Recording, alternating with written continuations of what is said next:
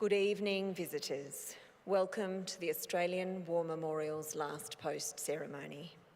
My name is Jenny Halpin, and joining us today from the Royal Australian Navy is able seaman Leah Robinson.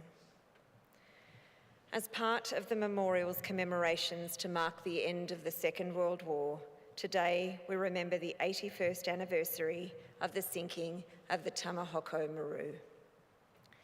Between January and March of 1942, 22,000 Australians were captured by Japanese forces during the advance through Southeast Asia.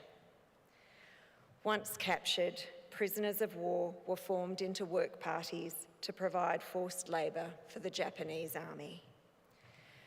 Transported great distances across the Japanese Empire, Australian prisoners found themselves in Burma, Thailand, Japan, Borneo, Manchuria, Indochina, Formosa, and Korea. While the horrific experiences of the Burma-Thailand Railway and Sandakan are well known, the most dangerous period for a prisoner of war came during transportation. Those transported across the seas suffered from overcrowding, sickness, and disease. While some journeys were short, the longest journey lasted 70 days. To the prisoners of war, the transport ships on which they have been herded became known as hell ships. Over 1,000 prisoners might be crammed into spaces suitable for a few hundred. Prisoners were given little food or water, and there was a lack of adequate sanitation facilities. Another threat was posed by Allied submarines. In the evening of the 24th of June, 1944, the Tamahoko Maru was transporting 772 Australian, British, American and Dutch prisoners of war from Java via Singapore to Nagasaki in Japan. The ship, which was also transporting copper ore, was part of a convoy that was just 2 hours away from its destination. Distant lights from the Japanese shore could be seen from the decks of the Tamahoko Maru, sparking celebration among the crew, who began singing and drinking a toast to their safe arrival. The celebration was interrupted when a torpedo fired by a waiting American submarine, USS Tang, hit its target and lit up the night sky. The Tang fired 6 torpedoes in all, and within minutes, a tanker, a freighter, and 2 cargo ships had been hit and were sinking. 560 prisoners of war aboard the Tamahoko Maru were killed, 190 of whom were Australians. Survivors were picked up by Japanese boats. They continued to Nagasaki before being sent to prisoner of war camps in Japan. Many of the Australians killed in this incident were members of the Tasmanian-raised 2nd 40th Battalion, which had been captured during the fall of Singapore. Fall of Timor. The sinking of the Tamahoko Maru was one of several occurrences of Japanese ships transporting Australian prisoners of war being sunk by Allied submarines. As we commemorate those who died during the sinking of the Tamahoko Maru, we also remember those who died during the sinking of the Montevideo Maru on the 1st of July 1942, the Harugaku Maru on the 26th of June 1944, and the Rikuyo Maru on the 12th of September 1944. Over 1,800 Australian prisoners of war and approximately 19,000 Allied prisoners of war in total died as a result of Japanese ships transporting prisoners being sunk by Allied submarines. Today, we remember the sinking of the Tamahoko Maru. We pay our respects to the men and women commemorated here on the Roll of Honour and to the survivors who returned home. This evening, we are honoured to acknowledge General Sahir Shamshad Mirza, Pakistan Chairman, Joint Chiefs of Staff Committee, and Mrs. Shazia Sahia, accompanied by Admiral David Johnston, Chief of the Defence Force, and Mrs. Belinda Johnston. As always, we welcome the veterans who have served, those that are still serving, and the families that love and support them. The live stream of this ceremony is made possible by the Returned and Services League of Australia and the RSL and Services Clubs Association. We welcome members who are watching the broadcast of this ceremony across Australia. During this evening's ceremony, wreaths will be laid at the base of the Pool of Reflection by visitors to the memorial and students on behalf of Bacchus Marsh Grammar, Woodley, visiting from Aintree, Victoria. Now, if you are able, could I please invite you to stand and join in singing the national anthem.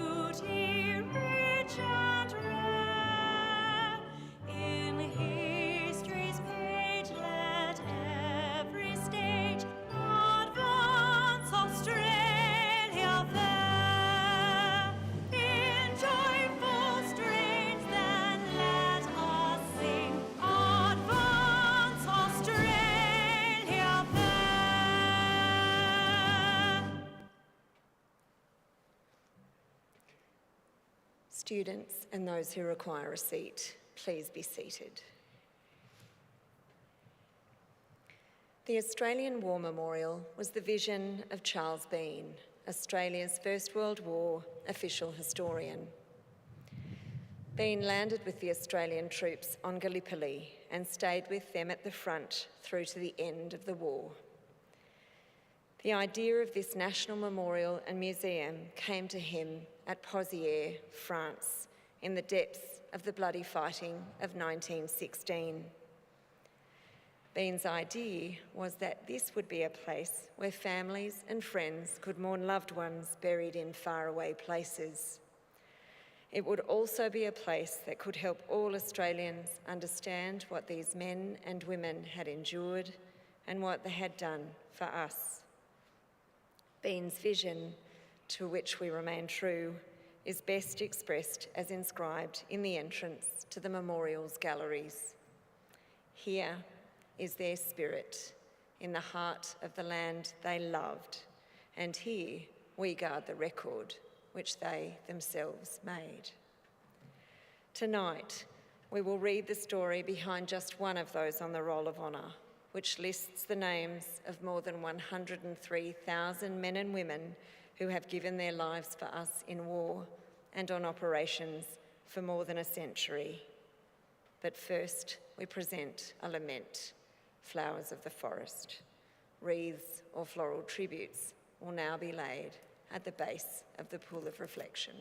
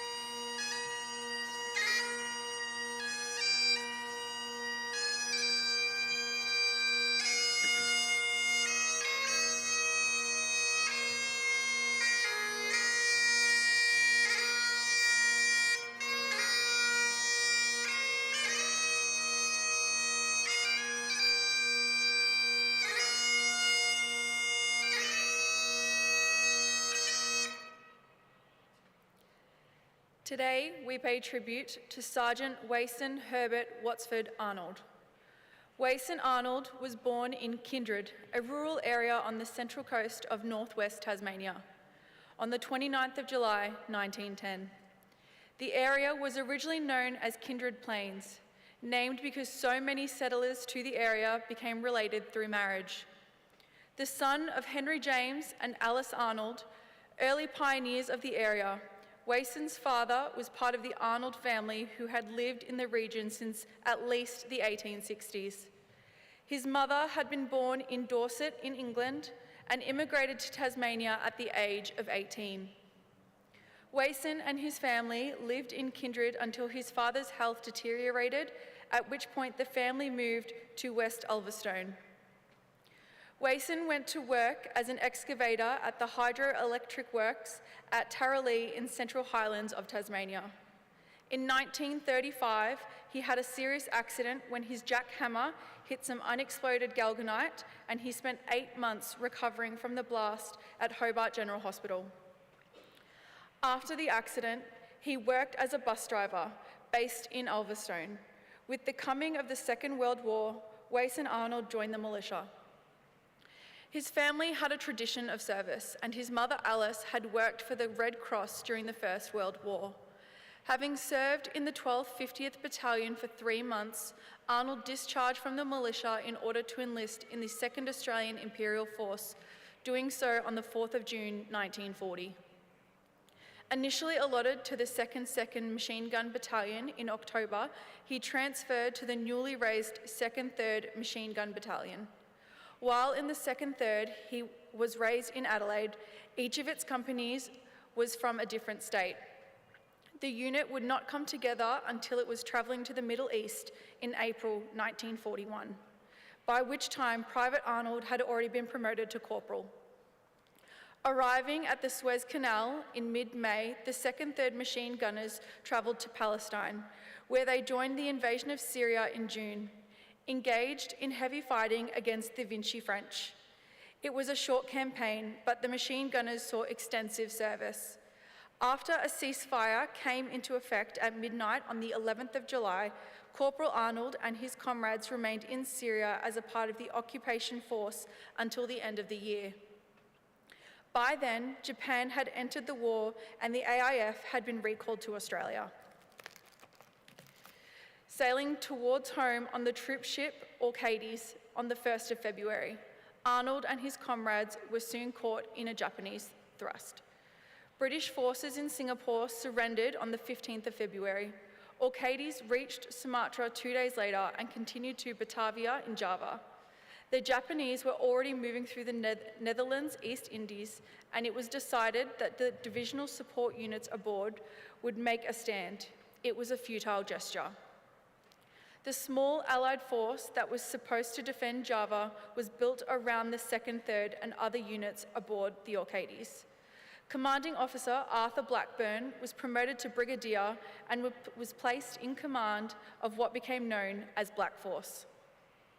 The Japanese landed on Java on the 28th of February, and Black Force went into action on the 4th of March.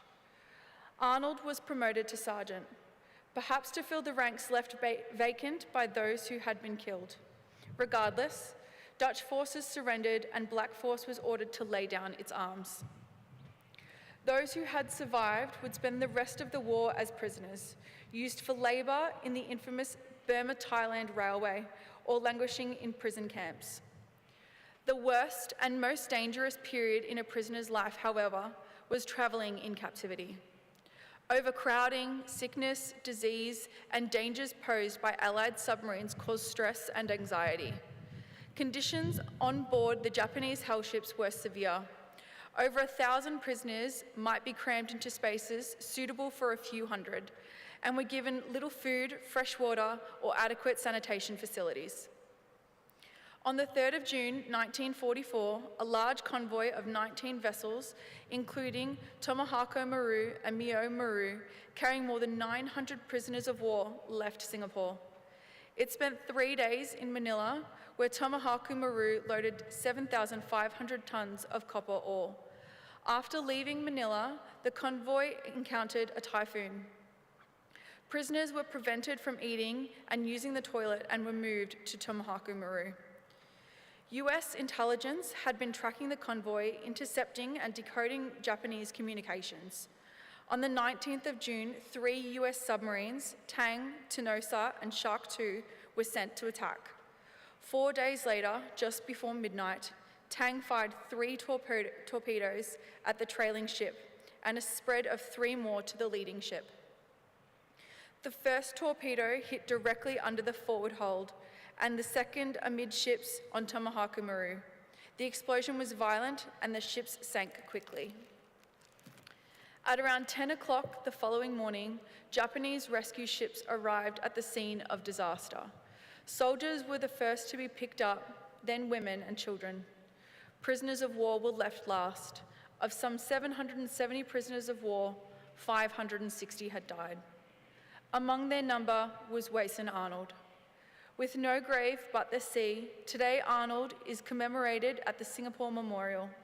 His name is also listed on the Roll of Honour to my right, among nearly 40,000 Australians who died while serving in the Second World War. His photograph is displayed today beside the pool of reflection. But this is but one of many stories of service and sacrifice told here at the Australian War Memorial. We now remember Sergeant Wason Herbert Watsford Arnold, who gave his life for us, for our freedoms, and in the hope of a better world.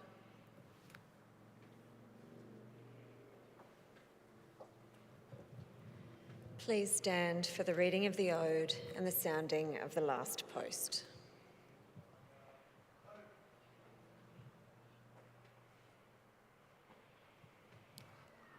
They shall grow not old, as we that are left grow old. Age shall not weary them, nor the years condemn. At the going down of the sun and in the morning, we will remember them. We will remember them.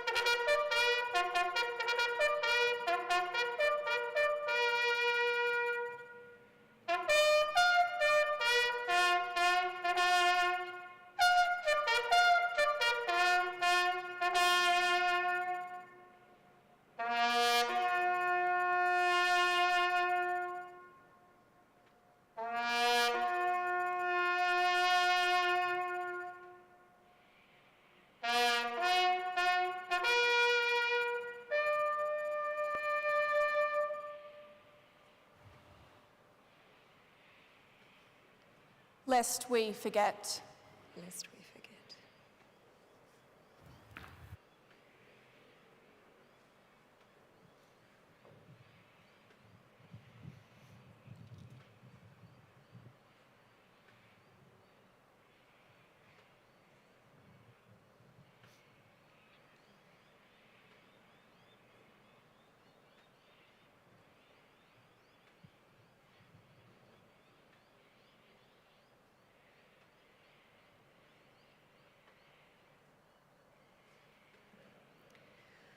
We leave you this evening with the words of the memorial's founder, Charles Bean.